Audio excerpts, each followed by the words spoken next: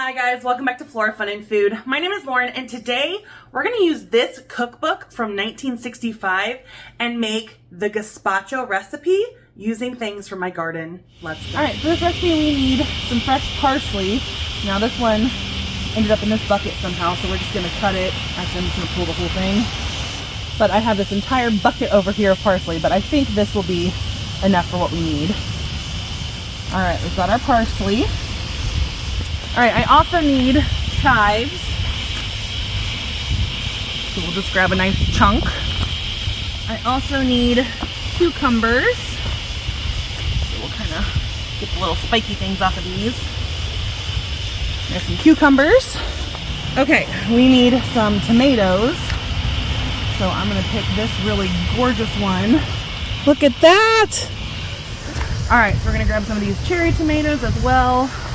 Just because my big tomatoes are just not doing great. They're either getting eaten or they're just not turning red. But we've got plenty of these. Alright, we also need an onion. So let's see if any of these are ready. Oh yeah. Look at that! I grew an onion! Okay, I don't have green bell peppers, but I do have these banana peppers, which are not spicy. So I'm going to pick these, even though the recipe calls for green pepper, just because I want to use stuff in my garden. So we'll make the original recipe with the green pepper, but then if I make more, I'm going to use these. Alright, and there is everything we can use from the garden for our gazpacho.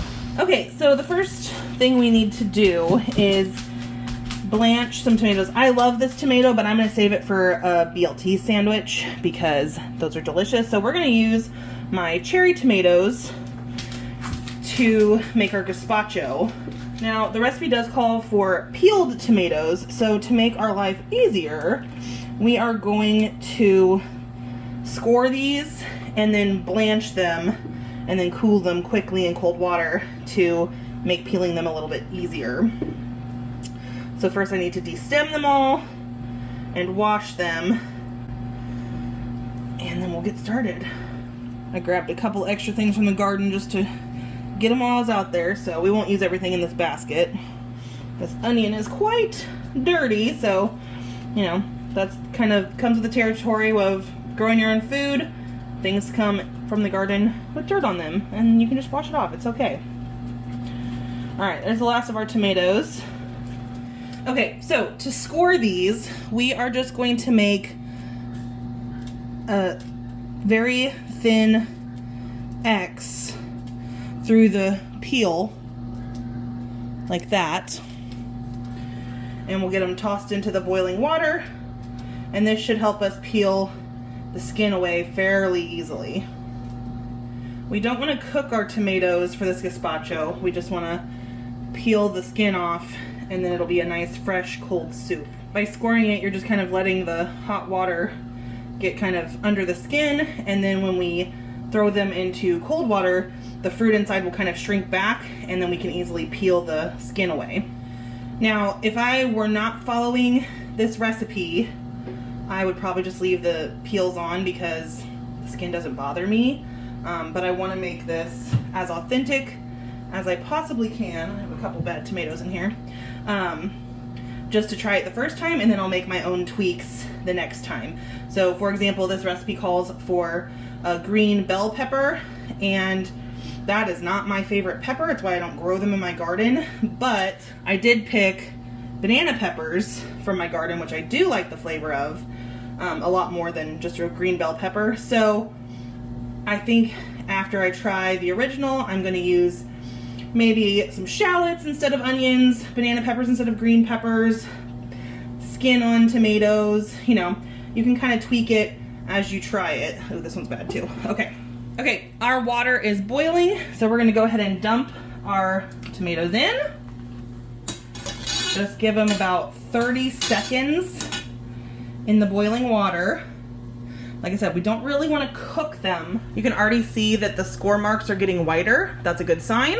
Alright, it's been about 30 seconds, so we're just going to scoop all of these out and put them right into a bath of ice water. And we're done with the boiling water.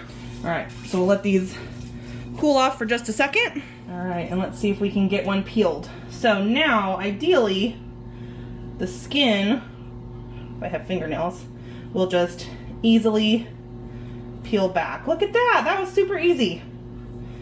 So you just peel it all the way back. And now we have a peeled tomato. Okay, we have our tomatoes peeled. You can dehydrate these and use them, like crush them up and use them like tomato powder, tomato paste to thicken sauces. You can deep fry them and have like a little crispy element to them, but I'll decide what to do with these later, but they are not going to go to waste. All right, so we need 1 cup of finely chopped peeled tomatoes, and I am not the world's best when it comes to like chefy knife skills, so we're going to use my slap chop gadget here and just pour that in there, and then any that are still kind of whole we'll toss back in and chop a little bit more. If you are confident in your knife skills, you could definitely do this on a cutting board.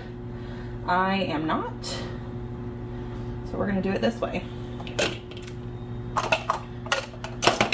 Then we need 1/2 cup of finely chopped green pepper. Now, like I said, I don't really love the taste of green pepper, but I do want to make this recipe as it calls for everything. So I'm just going to throw probably 1/2 pepper worth of chunks in here and chop it and see what we get.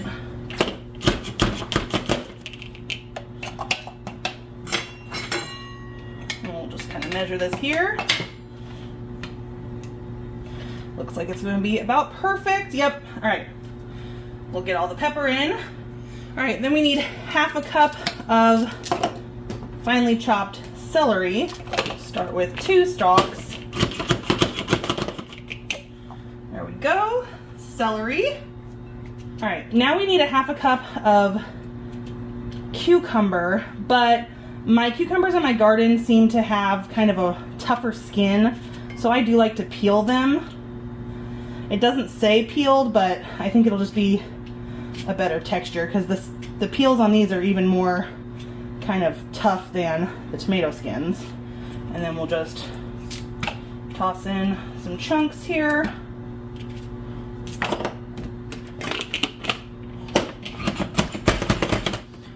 All right, cucumber. And then I need 1/4 cup of onion. Let me go wash this. All right, so we only need about 1/4 cup of onion, so I'm just gonna do 1/4 of this onion, which is again why I think in the future I want to use shallot because they're a lot smaller. That's not very much, so I'm gonna add another 1/4 because this was kind of a small onion. All right, 1/4 cup of onion, perfect. All right, next up I need 2 teaspoons of snipped parsley, so we're gonna grab a chunk of stalks here and wash them, and then kind of chop off the stalks. And we're just gonna kind of pull the leaves off of the other stalks here. These are kind of woody stalks. All right, and we'll just kind of bundle these up and give them a rough chop here.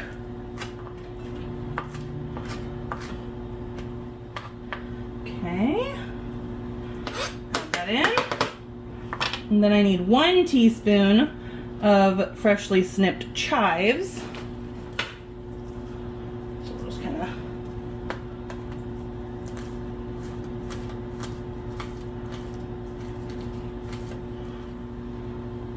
add in our chives. And then we need 1 clove of garlic minced.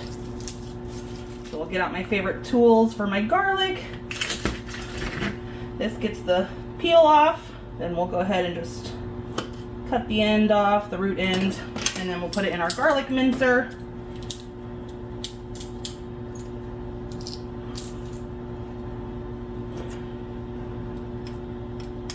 Okay, up next it says we need 2 to 3 tablespoons of wine vinegar, and I'm just going to assume that means red wine vinegar. Also, it's my favorite, so we're going to do 1, 2, and 3.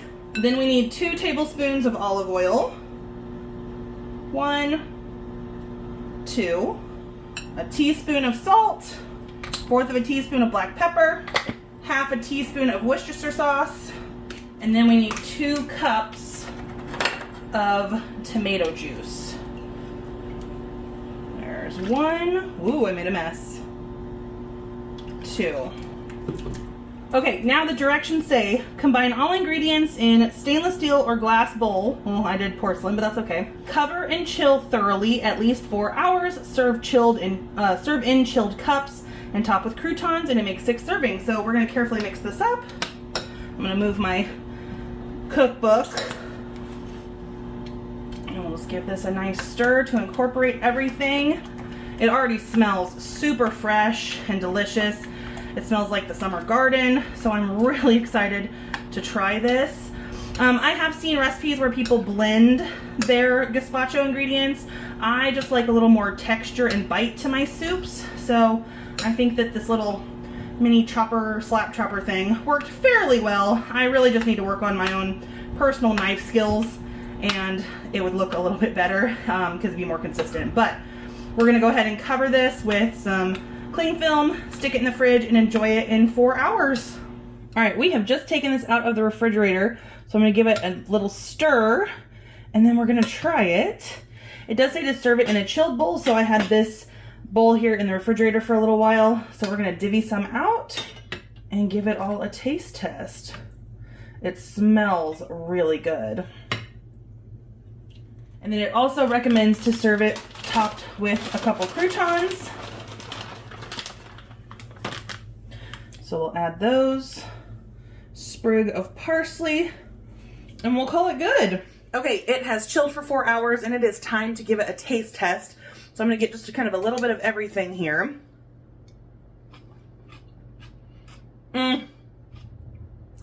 Oh my gosh, it's so good. I tried this before I put it in the refrigerator, and it was really good then, but letting it sit there and chill and marinate for a few hours definitely enhances the flavor. So I would recommend chilling it for those hours just to let it all kind of get nice and tasty. But this is definitely going to be a new favorite. My husband won't eat it. He does not like raw vegetables, but this is something that I can just easily make for lunch and enjoy throughout the week. Oh my goodness. I'm so glad I made this. So if you guys enjoyed this video and you want to see more from vintage cookbooks, that's kind of my new obsession, is collecting vintage cookbooks, give this video a like. Let me know in the comments if there's something you'd like me to see me make. But otherwise, subscribe to my channel for more content like this, and I hope to see you very soon. Thanks, guys. Bye.